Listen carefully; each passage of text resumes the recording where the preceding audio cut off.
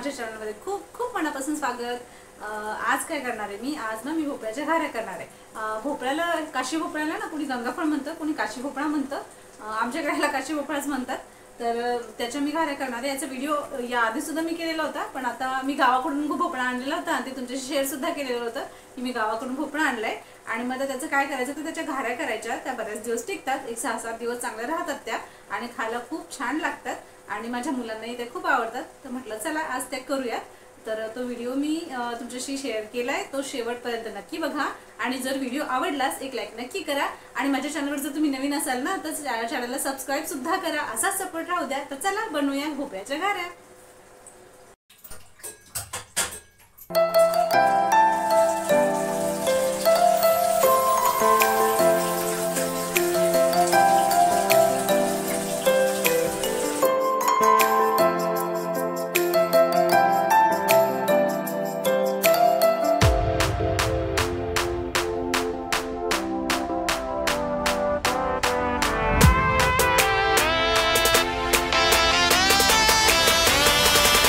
हा जो भोपळा आहे तो मी स्वच्छ धुवून पुसून घेतलेला आहे आणि नंतर मी याला असं चिरून घेतलाय। त्याच्यातले जे बिया आहेत त्या सर्व मी बाजूला काढलेले आहेत आणि भोपळ्याला असा जो गाभा म्हणतात ना तो गाभा आहे भरपूर।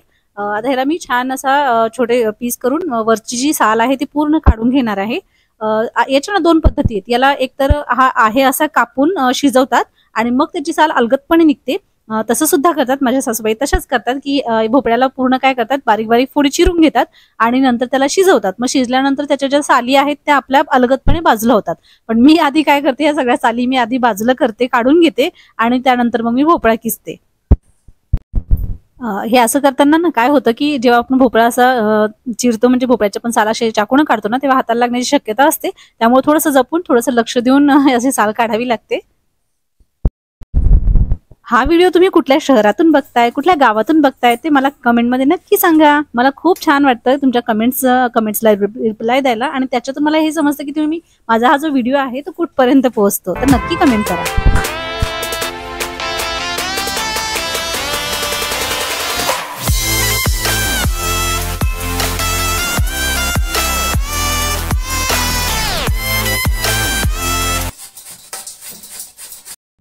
भोपळ्याची मी अशा फोडी करून घेतलेल्या आहेत आणि आता मी हा सर्व भोपळा किसून घेतेय। किसताना थोडंसं जपून हे करा। माझी ही जुनी किसणी आहे आणि किसताना होतं की हाताला लागण्याची शक्यता असते, त्यामुळे थोडंसं जपून लक्ष देऊन आपण काम केलं पाहिजे। आपलं काय होतं ना की आपण कामाच्या घाईमध्ये लक्ष देत नाही स्वतःकडे, मग ते हाताला खरचटतं, लागतं, कुठं बोट चिरतं, बऱ्याच गोष्टी होतात आपल्या स्वयंपाक करताना। तर थोडंसं जपून आपण केलं तर मग आपल्या त्या गोष्टी थोड्याशा कमी होतील, आपल्याला त्रास तेवढा होणार नाही। तर मी तर पूर्ण हा जो भोपळा आहे तो व्यवस्थित किसून घेतेय।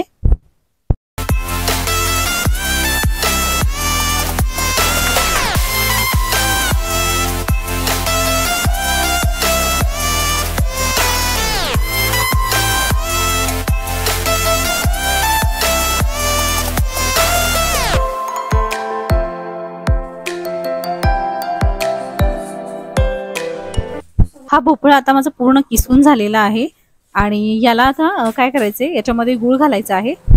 मी आता जो भोपळा किसून घेतलाय तो कढईमध्ये ठेवलेला आहे आणि कढई ठेवली मी गॅसवर। त्याच्यामध्ये जेवढा मी भोपळ्याचा किस होता, जेवढा भोपळा होता त्याचा निम्म मी गूळ घेतलाय। आपल्याला जर गोड जास्त पाहिजे असेल तर आपण निम्म्यापेक्षा थोडासा जास्त गूळ घ्यायचा आणि जर आपल्याला गोड कमी पाहिजे असेल तर निम्मा जेवढा भोपळा आहे त्याच्यापेक्षा निम्मा गूळ हा पुरेसा होतो। जास्त गोड होत नाही, एकदम व्यवस्थित याची टेस्ट येते। तर त्याच्यानुसार मी जेवढा मी भोपळा घेतलाय त्याच्या निम्मा मी इथं गूळ घेतलाय आणि तो आता मी या स्टेजला इथं घालणार आहे।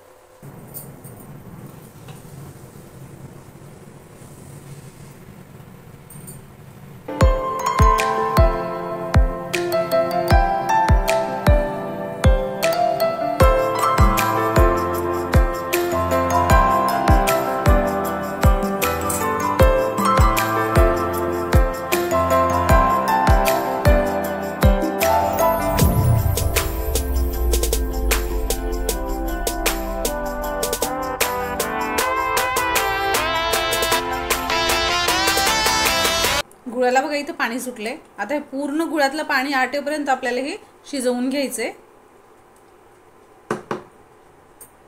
थोडा वेळ लागेल शिजायला, पण पूर्ण पाणी आटेपर्यंत आपल्याला हे शिजवून घ्यायचं आहे. जोपर्यंत भोपळा शिजतोय तोपर्यंत मी इथं बडीशोप भाजून घेते. याला थोडीशी भाजून आपण वाटून घ्यायची आहे. थोडीशी मोठी मोठी वाटायची आहे आणि याच्यामध्ये बडीशोप वाटून घालायची आहे, थोडीशी सुंठ घालायची आहे आणि जायफळ थोडंसं किसून घालायचं आहे. त्याच्यामुळं गुळाची जी चव आहे ना ती खूप छान लागते सुंठ घातल्यामुळं, बडीशोप घातल्यामुळं. आणि जे जायफळ आहे ते याचं कॉम्बिनेशन खूप छान लागतं गुळामध्ये. त्यामुळं मग आता ही बडीशोप मी भाजून घेते आहे आणि थोडी थंड झाली की मी याला मोठी मोठी वाटून घेणार आहे आणि मग मी त्या याच्यामध्ये भोपळ्यामध्ये घालणार आहे. भोपळ्याची जी खीर आहे ती सुद्धा मी तुमच्याशी शेअर करेन. याआधी मी भोपळ्याच्या घाऱ्या कशा करायच्या त्यासुद्धा मी तुमच्याशी शेअर केलेल्या आहेत. तो व्हिडिओसुद्धा तुम्ही माझ्या चॅनलवरती बघू शकता.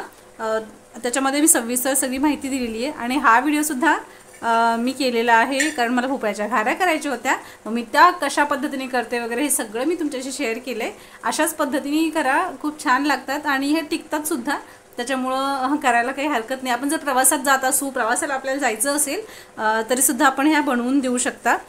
माझा मुलगा हॉस्टेलला राहतो, मग त्यालासुद्धा मी हा जाताना बनवून देते की ज्यावेळेस माझ्याकडे भोपळा अवेलेबल असेल त्यावेळेस मी तो जाताना या भोपळ्याच्या घाऱ्या बनवून देते की जेणेकरून त्या एक 5-6 दिवस टिकतील आणि मग त्या खराब होत नाहीत लोक. त्याच्यामुळे मग मी करून देते आणि त्याला ते आवडतात सुद्धा. त्याची जी टेस्ट आहे ना भोपळ्याची ती खूप छान लागते याच्यामध्ये. भोपळ्यातलं पाणी आटत आलंय आणि आता याच्यामध्ये मी बडीशोप आणि सुंठ वाटून घेतलेली याच्यामध्ये घालतीये. 1 चमचाभर आहे. याच्यामध्ये मी थोडंसं मीठ घालतीये. त्याच्यामुळे काय होतं की चव छान लागते. थोडंसं मीठ मी याच्यामध्ये घातले. गोडमध्ये थोडंसं मीठ घातलं की चव छान लागते.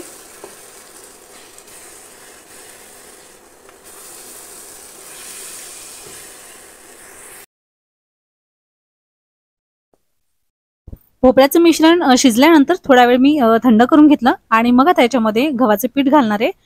मी याच्यामध्ये गव्हाचं पीठ घालून मळते आणि याच्यामध्ये आपल्याला जेवढं पीठ बसेल तेवढंच घालायचं आहे.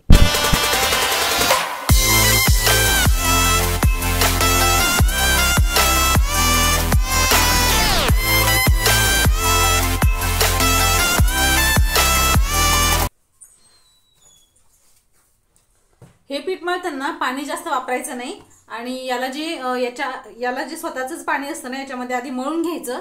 पाणी जास्त वापरल्याने काय होतं की याच्या ज्या घाऱ्या आहेत त्या थोड्याशा कडक बनतात, मऊ जास्त होत नाहीत. त्यामुळे शक्यतो पाणी कमी वापरायचं आणि जेवढं याच्यामध्ये पीठ मावेल तेवढंच पीठ घेऊन हे पीठ व्यवस्थित मळून घ्यायचं. थोडं घट्टसर मळायचं, आपण जसं पुऱ्यानं मळतो त्या पद्धतीनं. पण पाणी जास्त वापरलं की ज्या पुऱ्या आहेत त्या थोड्याशा कडक बनतात. थोडंसंच पाणी घ्यायचं आपल्याला लागेल थोडंसं.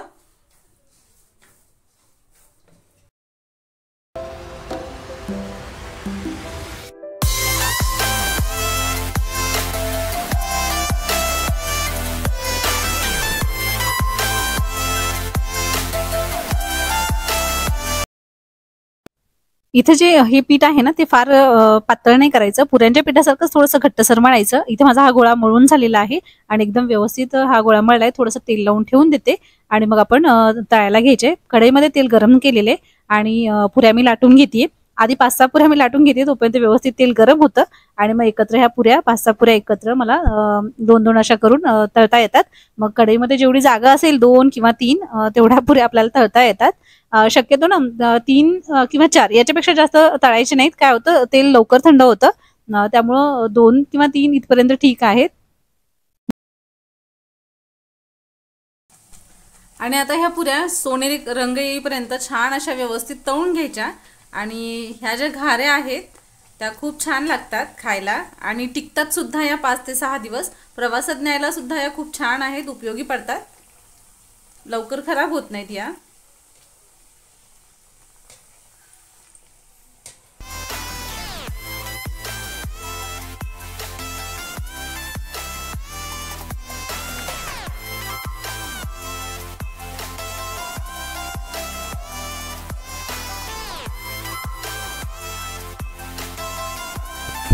या पुऱ्या लाटताना ना खूप जाड लाटायच्या नाहीत आणि तळताना खूप छान बदामी रंगापर्यंत व्यवस्थित खरपूस अशा तळून घ्यायच्या, जेणेकरून ह्या 5 ते 6 दिवस टिकतात सुद्धा आणि लागतात सुद्धा खूप छान.